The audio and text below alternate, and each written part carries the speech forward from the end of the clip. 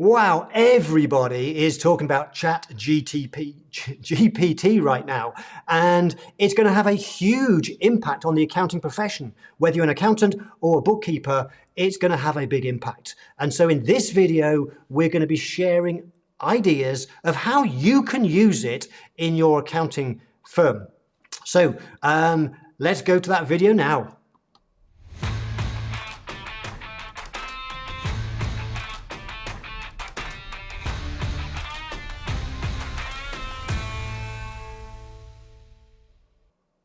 Welcome, I'm Mark Wickersham, founder of the Value Pricing Academy, and in this video we're going to share with you some really powerful thoughts around ChatGPT, which has taken the world by storm at the time we're filming this in early 2023. Now, before I bring in our in-house expert on this, Emily Cross, who you've met probably from the previous videos, this is video 6 in this 6-part video series, Marketing 101 for Accountants and Bookkeepers. Let me just start off by saying, just in case you're not aware, what is all the fuss about? What on earth is ChatGPT? Well, just a few facts about it. It was created by OpenAI, which was founded way back in 2015. It was founded by a number of people. The main people that you will have heard of is perhaps Sam Altman and Elon Musk. And collectively, the founders invested $1 billion in this business. And ChatGPT became publicly available in November 2022, and it's taken the world by storm. So, for example, in January 2023, Microsoft invested, get this, $10 million in this platform because they saw the potential of it, and they built it into Bing. Remember Bing? We used to think it was a dinosaur, and now it's got Google panicking. So Google then launched Bard. And here's the other interesting thing is in just a few months, ChatGPT got over 100 million users. Now that's extraordinary. Nobody's ever achieved that before. In second place on the league table, well behind, was how many users that TikTok acquired in just a few months. But ChatGPT has just gone crazy. And so this is something that in our profession we have to be aware of. There's threats and there's opportunities. So let's bring in our head of marketing and expert on ChatGPT within the Value Pricing Academy. We've got Emily here. Emily and the rest of our team have spent a lot of time going deep on this because it's going to have such a huge impact on the profession. And in this video, we're going to go through some of the key things you want to be aware. We're going to share some user case studies, things that you can use it for, but also we've also done a live stream. We've done a full 60 minutes. So we recommend, and I'll tell you details at the end, but we're going to go into even more detail in a follow-up live stream. So watch out for that. Emily, over to you. Let's talk about, first of all, very quickly, what are the big benefits? Why do accountants and bookkeepers, why should they be looking at ChatGPT? What are some of the big benefits to them? Yeah, so it's a language model, so it's really good at basically anything writing based. So when it comes to content marketing, which is what we've been talking a lot about in this series, using something like ChatGPT is going to help save you so much time when it comes to writing, because you can just tell it what you want it to write and it will churn out a 1,000 word blog within seconds. And that's something that might have taken you an hour to sit down and write. So it's going to save you so much time.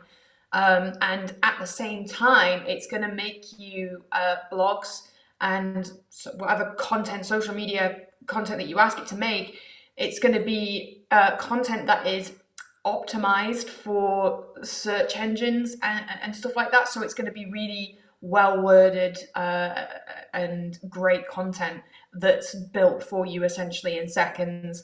And going on from that, you can tell it to write a blog and then ask it to write 10 social posts to go with that blog, and then 20 tweets and stuff. So you can just create so much content in such a short amount of time. And I think that it really is going to be the key benefit to, especially if writing is not something that you're very confident in. Accountants and bookkeepers are good with numbers, but maybe writing is something that is a bit more of a struggle. So it's something you can pass to ChatGPT, and it's going to do it for you at quite a good quality as well.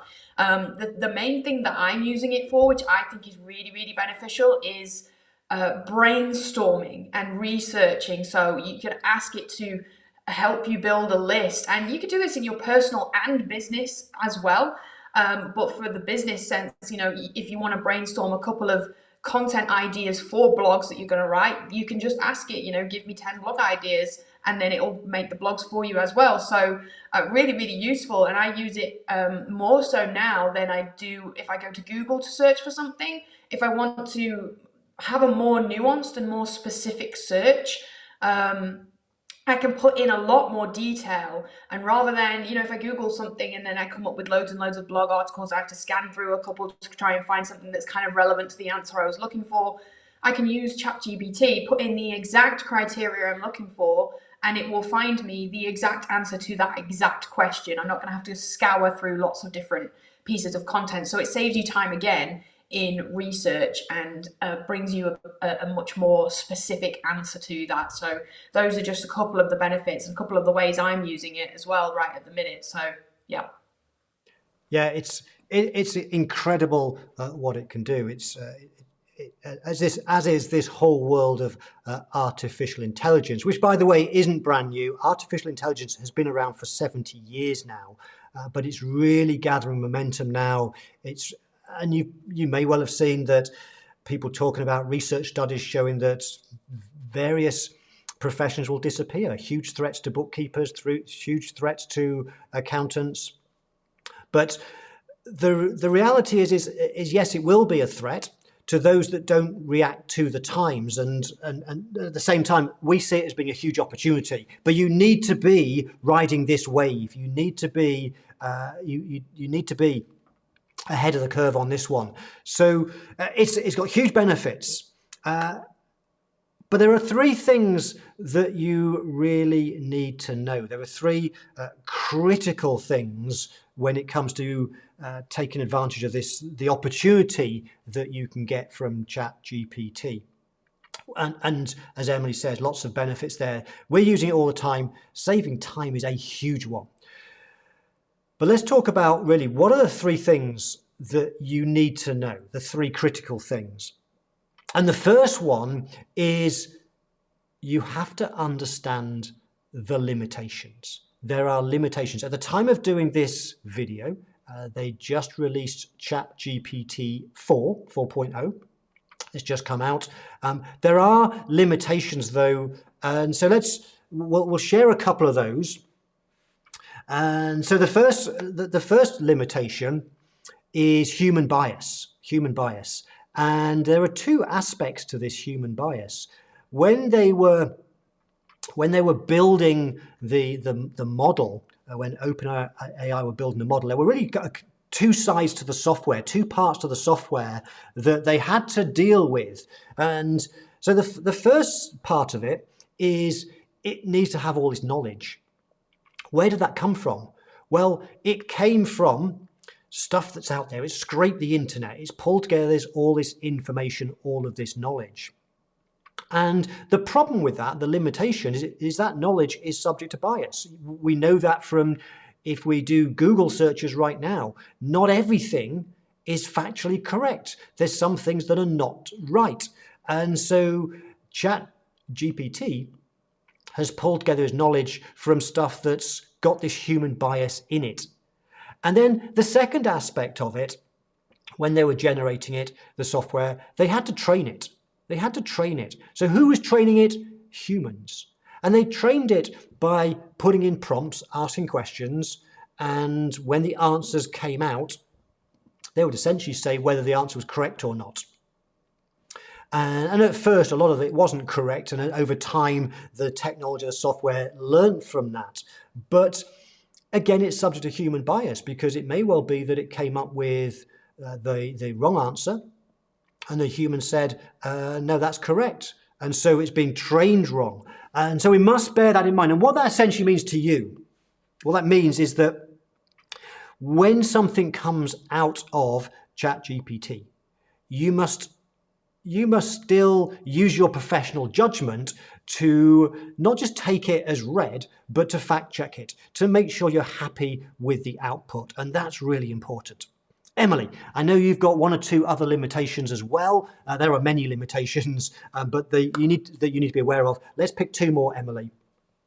Yeah, so two more. I mean, the first one I would say is the point that we've mentioned previously when we talked about website copy is this idea of differentiation. Is if everybody is using ChatGPT, then how are you going to make your blog look different to somebody else's? So it's you know, the way I recommend using it is kind of using it as a base for your blog, and then you go in with your professional output and you tweak it and you change it, and it can help give you a good starting point, or it might give you a template with fill in the blank kind of things, and then you can go in and tweak it and add your own personal touch to it to kind of get around that. But differentiation is going to be a big thing to make sure that you're standing out.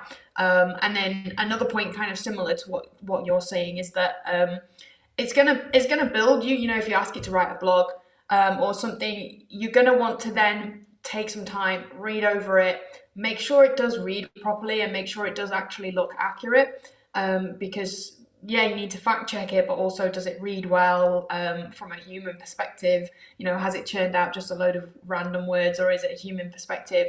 And also there are these kind of questions of, is AI generated content going to rank on Google? At the minute, I believe it doesn't matter if it's AI generated, and it will still rank quite high on Google, but eventually they are probably going to start changing that and making it more so that the human content. So if you know AI is detected in your content, it might not rank as well. So there are ways to get around that, but that's another thing to consider, especially when you're going in and differentiating it to make it more personal, to add your own touch and add your own tone to things as well. Because if you've got your own tone in your business and the way that you write, then it might kind of produce something that's not quite the right tone for you. So going in and changing it is going to be a part of the process as well.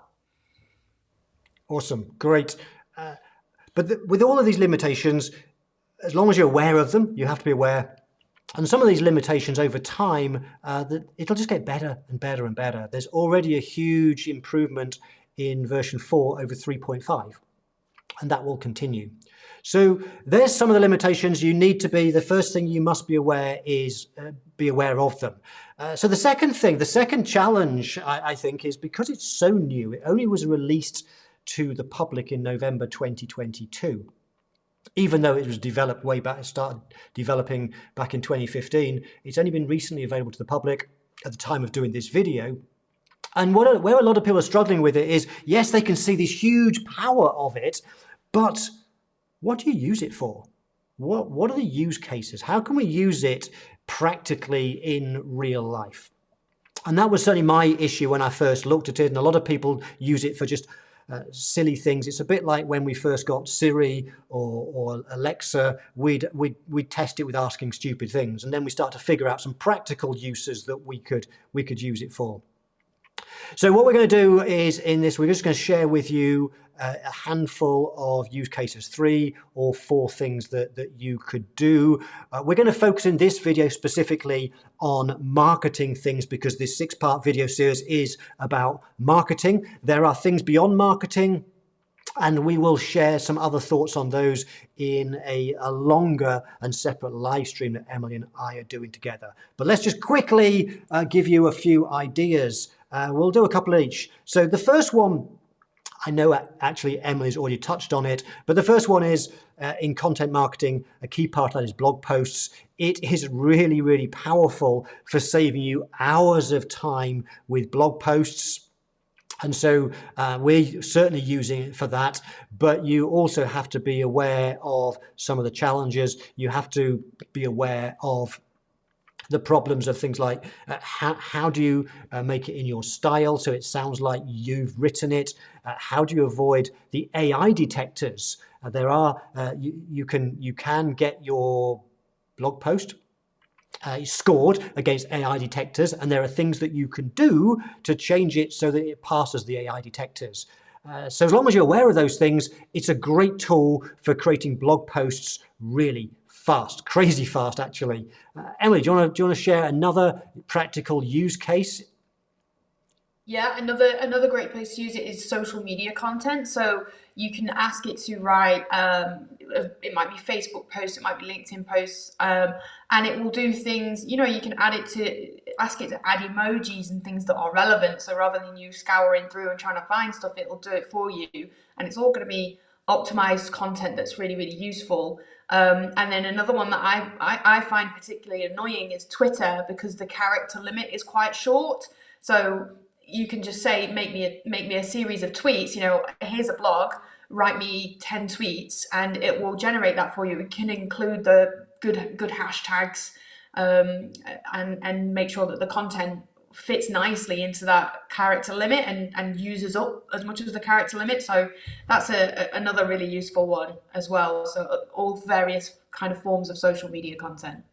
Yeah, awesome. Another one, a third idea for you is it's great for coming up with content ideas. So if you want to create, let's say, a series of blog posts, you want to create blog posts for the next 3 months, and you've got no idea what they will be about, then you can ask ChatGPT to come up with content ideas for blog posts based around your keywords, the key things you want to talk about. For example, managing cash flow.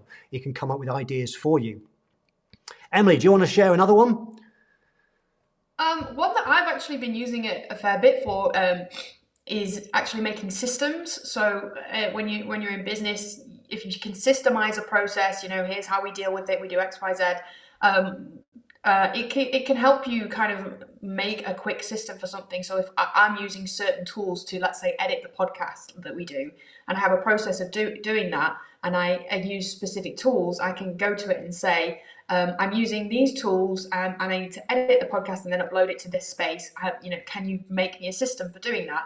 And it'll write you up a 10-step process of whatever you ask it to do. And you might need to go in and tweak it based on your personal systems, but that's really great, because then you can put that in a file, and if you hire new members of your team, you've got the systems there, and that's all in place, and that saves you a bunch of time as well. So that's a great way of using it.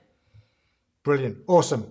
So there's 3 things you need to be aware of. Number 1 is the limitations. Number 2, you need to have some use cases. How can you use it? Number 3, the third one is something we're going to talk much more about on a separate video. It's a live stream that Emily and I have done. And that's what's called prompt engineering, is the common term that's being coined at the moment. Essentially, the idea is that, as you've probably heard the phrase, garbage in equals garbage out.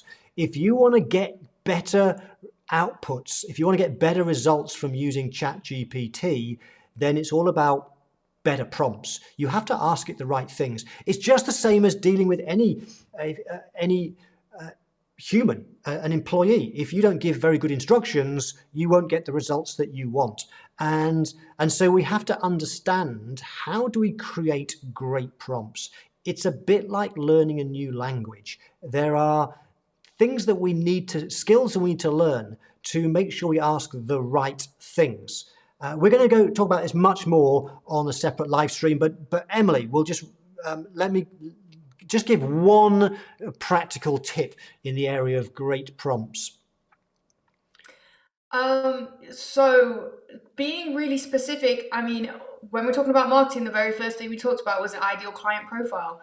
So if you're wanting it to write a blog or a social media or something like that, telling it who you want it to target, if you're writing something in there, say, I want you to write this blog post, and I want you to target accountants and bookkeepers, make it specific for accountants and bookkeepers, then it will make sure that the wording speaks directly to that ideal client. So that's a great thing to always include in your prompt when you're asking it to write something.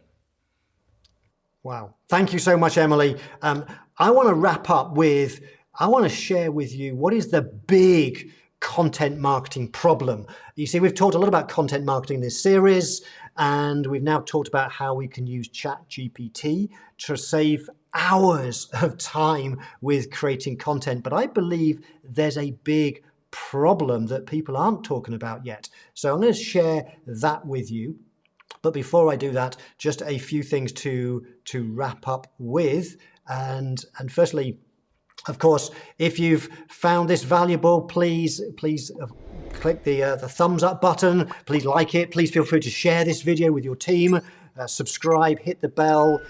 If you've got any comments, put them in the comments below. If you've got any questions, put them there. I've also put in the description for you some links to some free stuff, including, as I've mentioned a few times, Emily and I have run a 60-minute live stream where we've gone into much more detail about how to create great prompts, some practical use cases, and so much more. We'll put the link to that live stream so you can watch that if you missed it live. And last, let me just share with you what I see as being the big content marketing problem. And that is, at the moment, there's a huge opportunity. We can use tools like ChatGPT, and there are other AI tools as well. It's not the only one. We can use them to save huge amounts of time with creating content. And you should be taking advantage of this and using this tool. But what happens if all accounting firms, if all firms of accountants and bookkeepers have all got ebooks talking about they're the experts in helping people manage their cash flow and grow their business? What if we've got so much content out there, every accounting firm is now doing content marketing? Then it's going to mean that if we're all doing the same thing, it's not as powerful. And I believe that as we see more and more content, blog posts, for example, getting out there, there will be an increasing importance of a very specific type of content marketing. And that's video marketing. I believe video marketing is going to be more important than ever before, because in our profession as accountants, we're in the relationship industry. Your clients are clients of you because of your personality, and you need to get your personality across. And videos and live streams and webinars are the best way to do that. And that's why after the pandemic back in 2020, we created something called the Online Live Academy. I'll put the link below. What we do in the Online Live Academy is I teach you how to be more confident, how to be more professional in front of a webcam. So you give a better impression when you're meeting people for the first time on, for example, Zoom calls. I teach you how to communicate more effectively. I teach you how to be more effective and confident with doing video, and how you could then do webinars, live streams, how you might even build a business club. Many of my students, people like Jessica Fox, tell me now that video is one of the most powerful ways for her winning brand new clients. She has a waiting list of people wanting to work with us. So video is going to be the place this is going. You have to use video. Check out the link below for the Online Live Academy and click on that link, and I'll see you on that live stream where we go to ChatGPT in more detail. I hope you've enjoyed this 6-part series on Marketing 101 for accountants. Let me know if you've got any comments below. I would appreciate that. See you on a live session sometime. Bye for now.